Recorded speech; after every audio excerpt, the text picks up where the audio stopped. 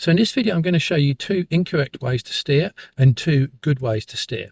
The first incorrect way is putting your hand underneath the steering wheel like this and pulling it down like so, or pulling it the other way. And that's wrong for three reasons.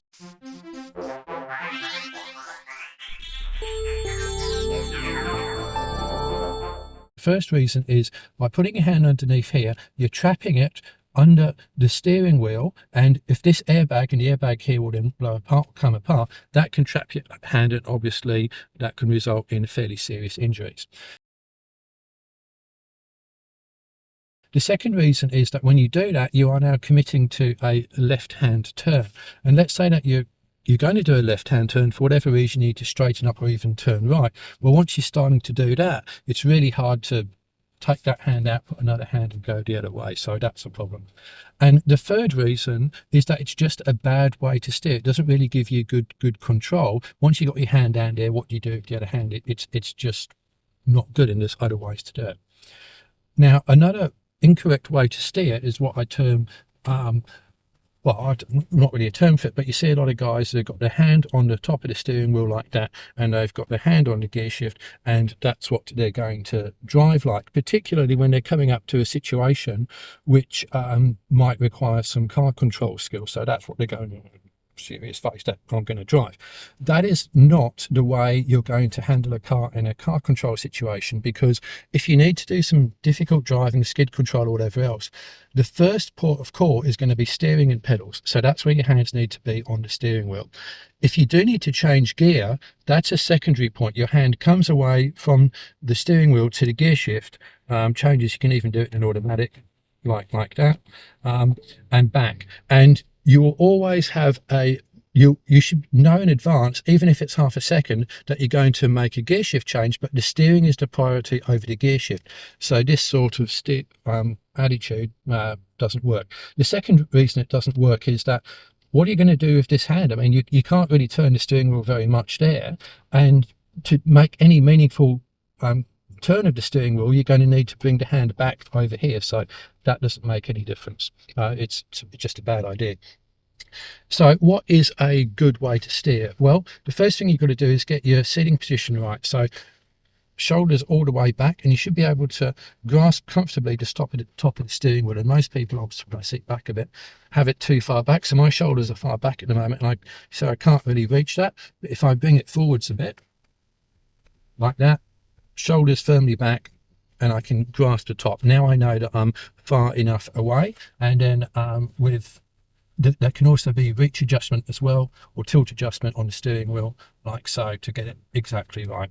So once that's done, you now got to look at actually where you're going to hold the steering wheel. And back in the day, we used to be taught 10 to 2, which is up here. So 12, 6, 3 and 9 used to be taught up there. Now that worked for cars which had very large steering wheels, but modern cars have smaller steering wheels and power steering, so we don't need the hands to be up here. They can be down at 1/4 to 3. Now, why is 1/4 to 3 across here better than 10 to 2 up here? There are reasons for that. The first one is that the further apart your hands are from each other, the better you're going to be able to control the car, and the better feedback you're going to get. The steering wheel has got two purposes. Purpose one is for you to turn the car. Purpose two is for the car to tell you what's going on. And if you've got your hands far away, and look at my hands here, they're further away at 1/4 to 3 than they are here or here, then you're going to be able to control the car better and get better feedback. The second reason is symmetry. If you've got your hands up here and then you're doing this, your whole body's moving from one side to the other side. But down here, if you turn the steering wheel, then that hand goes up by a certain amount and this hand comes down by the same amount, and you've got that symmetry round the rotation of the steering wheel here. So that works really well. So that's why you want to hold that. Then we come into actually how to turn the steering wheel, and there's a couple of different ways to do that. I said don't do that one because there's no need. Here are the two correct ways. The first one is what we call pull push, which is start with your hands at 1/4 to 3, pull up, pull down like that, push up, pull down like so. And this is a very effective steering wheel technique, and I use it a lot when off-road and in slow speed situations. It has the advantage of your hands always pretty much being in the same location, i.e. at the 2:45, and that means if you're going around a corner and you need to operate the indicators or UHF radio, whatever the case may be, you can do that. And it's also at all points, you've pretty much got two hands on the steering wheel, so over bumpy ground it works really well. And this is the default steering wheel technique I would use for beginners. But when you're at higher speed, then push-pull doesn't really make sense. If you're going around a small bend on a freeway, it kind of doesn't make sense just to do that and then just to do that. It's a lot of effort. You may as well just do this. And this is what we call rotational or fixed input steering.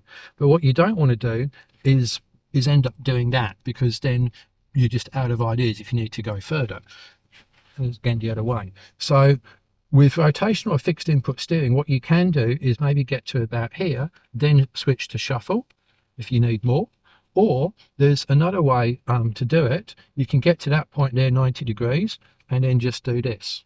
And again, the other way, 90 degrees, let your hand down the bottom, come through here, and then you can go around a relatively tight corner like that as well. So that's another technique. Now the disadvantage of that is, like that, it's hard to operate the other controls, so this is why I typically use it on rural roads, etc. Now you can actually take that technique a little bit further and spin the steering wheel all the way around. So we go to here, leave the hand at the bottom, when it comes around there, grab it that way, and then you can see we can do a complete 360. So I'll just do that quick.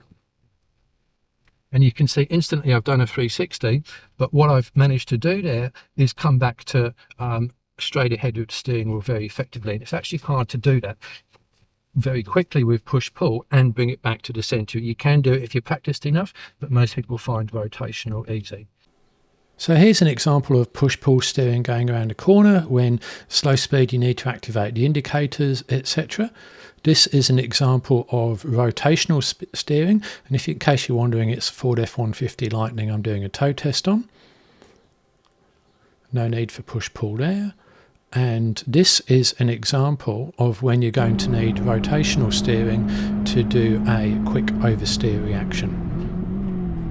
360 degrees one way and the other way nearly instantly. And this is what I mean about mixing and matching. So here's push-pull going around this corner, and then we've got a slight bend to the left-hand side, so we're just going to use a bit of rotational to get around that.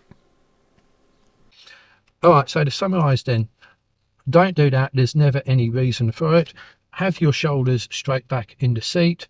So when your shoulders straight back, you can grasp the top of it. Hold the steering wheel at 2:45. You can use the shuffle, which is tend to be your default for off-road and for slower speed. For higher speed stuff and racetrack work, then you use rotational steering, where you glue your hands in like that. Don't get to that point. When you get to 90 degrees, let the hand go through like so. And if you want, you can also use that technique as well. I hope you found that video useful. Any questions, please use the comment section, and thanks for watching.